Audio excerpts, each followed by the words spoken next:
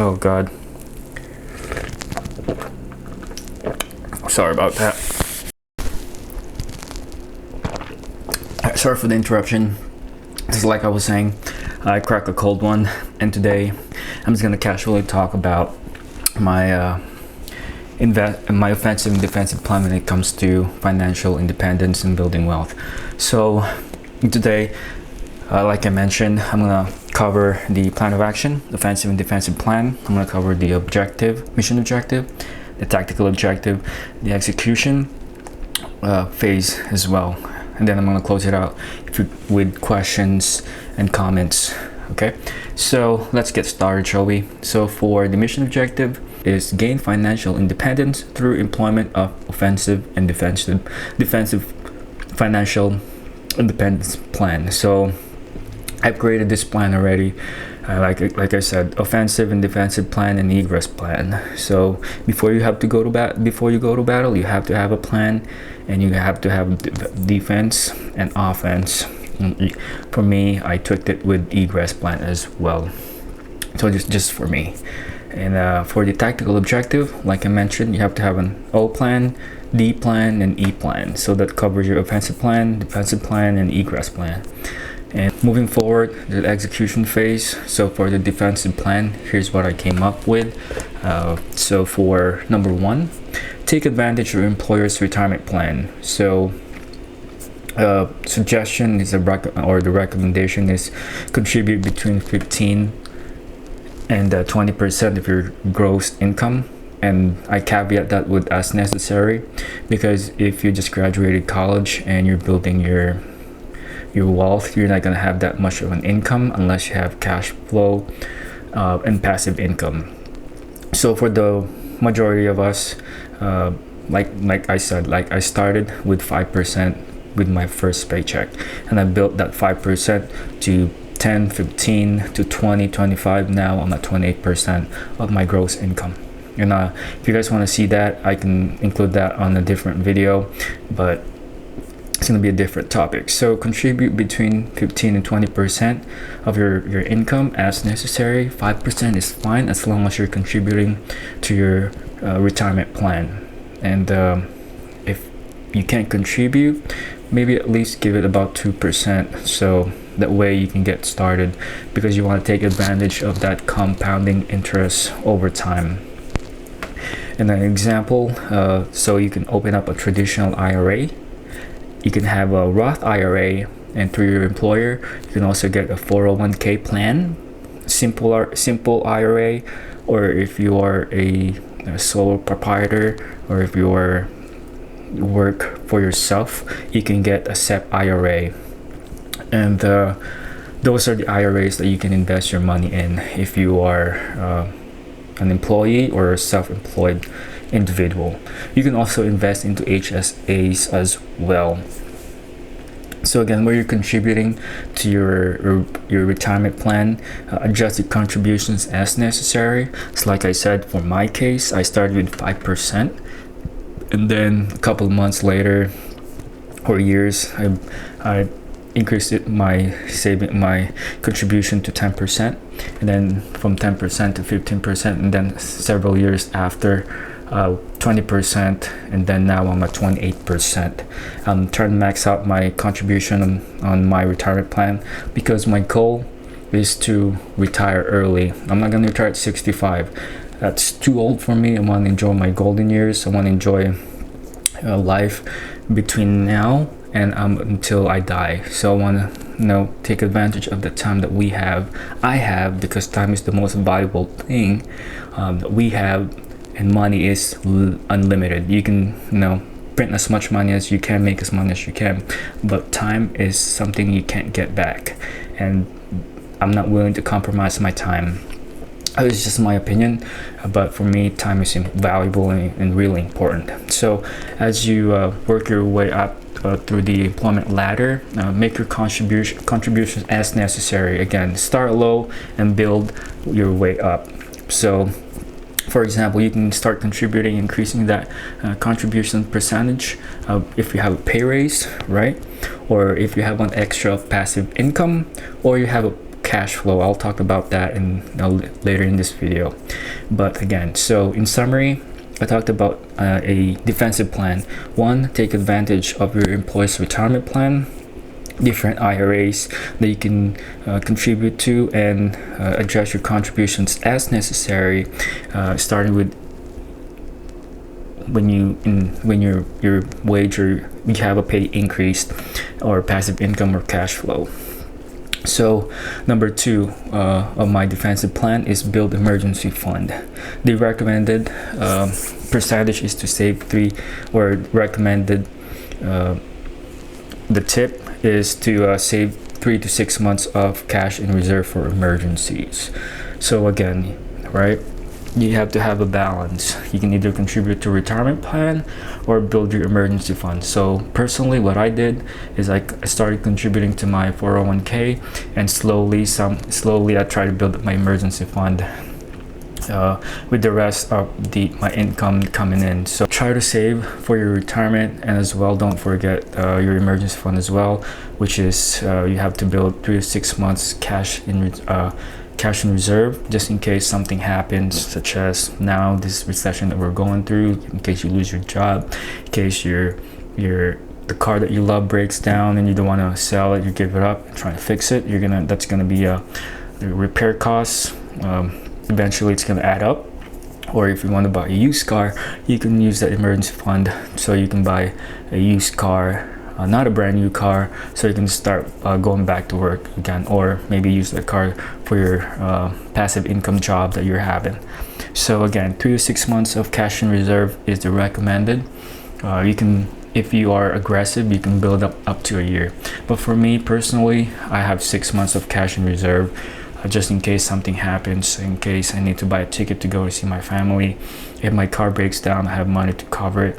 Or if my family members or relatives needs money, I can lend them money. So with that, there's different options that you can use the emergency fund. And that's that's number 2, build your emergency fund. So number 3 is pay off bad credit. So there's bad credit and good credit. Bad credit, for example, credit cards, and good credit is a real estate credit if you take out a mortgage. So for number 3 is pay off your bad credit, which is credit cards. So for me personally, I paid off credit cards as soon as possible by using the avalanche debt repayment method. So for me, for my style, I started with the highest interest credit card first. Once that's pays off, I'll try to pay my credit card that has the second highest interest rate, so and build my way down to the lowest target. It's just me, because I want to start at the highest and work the hardest, and then end up with the easiest credit card in terms of repayment.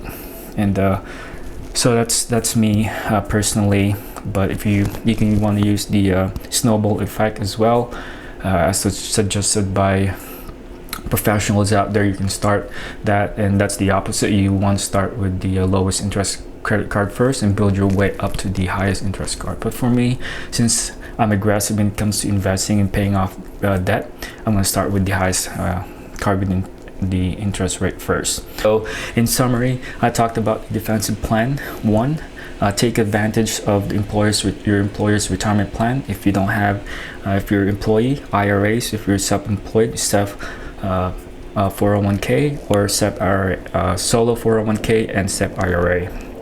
Number 2, build your emergency fund. 3 to 6 months of cash in reserve for emergencies. And number 3 is pay off bad credit. So for me, the avalanche method, start with the highest interest first and work my way down to the lowest interest debt, and that eventually I'm gonna pay off my credit, build my wealth, and secure my retirement once I hit that age. So that's the defensive plan. Again, if you have any questions, if you guys want to stop this video and go back, you can go back, or if you need clarifications, just comment, write your comment post it down below, or I'll get back to you as soon as I can. So moving on to the offensive plan. So for my offensive plan, it's composed of 3 things. So I'll start with the first one: invest in index and mutual funds, or ETFs. Right? Once you've build your retirement plan, your emergency fund, once you're paid off your credit card, you can start investing in index funds, mutual funds, or ETFs. Personally, I started off with Vanguard. I've been with Vanguard for 4-5 years now. They've been great. I have VTSAX with Vanguard and some other index funds and several ETFs and stocks. So I started off with Vanguard, and then I moved to I just found out and signed up for Fidelity last 2 weeks ago. So I'm using Fidelity for my individual stocks. So I started investing with Fidelity because of the reviews, positive reviews that they've been receiving. So with that, I have Vanguard and Fidelity. You can use Charles Schwab as well for index funds and or another brokerage account, and or you can use M1 Finance or Webull or Robinhood. So personally, for me, I use Vanguard, Fidelity, my personal bank, M1 Finance, and I have some stocks in Webull too. But for me, I'm diversifying my investments through across those brokerage account and banks, because you never know. And again, the recommendation is diversify, and for me, I'm diversifying my investments by spreading my wealth across different accounts. So that's just personally for me. And again, so when you're signing up with Vanguard, Fidelity, Charles Schwab, and other brokerage account out there, make sure be aware of the high expense ratio and fees that you have to pay in order to maintain your account. So that's just a caveat and a note for you if you want to invest and start investing with Vanguard or Fidelity, and or Charles Schwab as well. Okay, number two, invest in the stock market. Right, so you can either invest in index funds, mutual funds, or ETFs, or you can build your own portfolio, which consists of the individual stocks. So you can pick your individual stocks, or those stocks can be growth stocks, dividend stocks, or you can do option trading as well when you get into stock trading.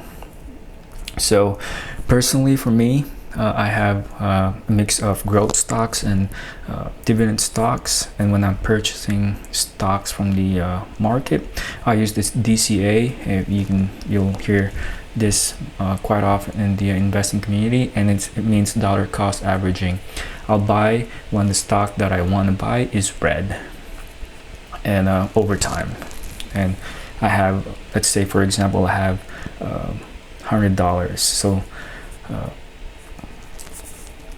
$10 goes to one stock when it's red, $20 goes to another stock when it's red, etc., etc. So you see the pattern. And my third point is invest in real estate, so you can build your cash flow. So honestly, I haven't got into real estate yet, but I'm getting myself into the market, and by starting my research, because I want to invest in my first property and use that first property as an investment vehicle, so I can get cash flow started. So personally, for my offensive plan, I use index funds, mutual funds, and ETFs.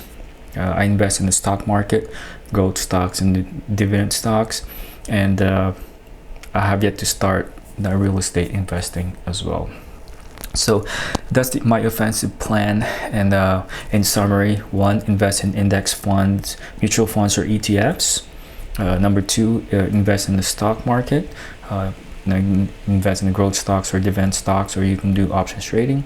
And number 3 is invest in real estate, so you can build that cash flow so you can have more money, right? When you want to retire, you want to retire early, you got to have money before you can do that. And the third one, this is, I just injected this in here, is egress plan as necessary again. So one, just in case something happens and I need money, I'm going to tap into my emergency fund. Hopefully that doesn't happen.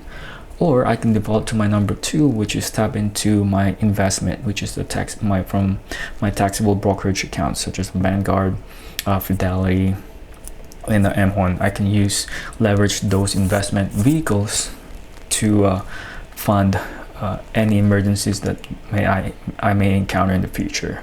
And number 3, this is just in general.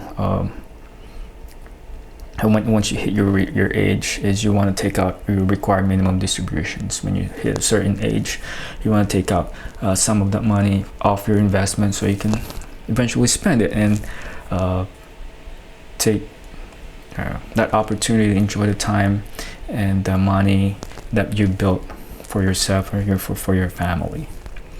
So again, guys, in summary, I talked about my plan of action. This composed of offensive and defensive plans. Mission objective is, again, we want to be financially independent at a certain age. But for me, my target date is between now and 55, because I want to enjoy life. That's the most important thing. I want to enjoy my time, take advantage of my time. Again, tactical objectives: offensive plan, defensive plan, egress plan. I talked about defensive plan. Take advantage of employees' retirement plan. Build the emergency fund, pay off bad credit. And for emergency offensive plan, invest in index fund, mutual funds, and ETFs. Number 2, invest in the stock market. Number 3, invest in real estate. And close it out just in case something happens, and take action as necessary or as appropriate. Is 1, tap into your emergency fund. 2, tap into your investment vehicle. And 3, you want to enjoy life and take out your RMDs once you build your wealth over time. So that's it, guys. This video has been 19 minutes. My goal is about 2022. If you guys have any questions, comment down below. If you guys want to see my stocks, within stocks that I've chosen, click that like. If that like button which is 100, I'll share my portfolio from one of my investment platform, if you guys want to see that, and I can give you guys more tactical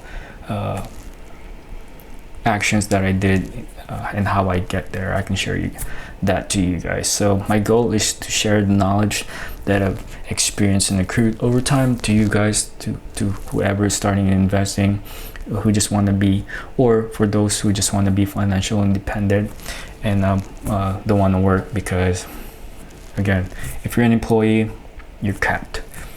Time is your most valuable thing, and you want to maximize your time here on earth, and that's just me. Okay, guys, all right, it's 20 minutes already. I want to enjoy my beer here. Again, if this video gets 100 likes, I'll share my portfolio to you guys and go in depth and share the tactical side of how I got into that amount and wealth. So again, good one, stay safe and never give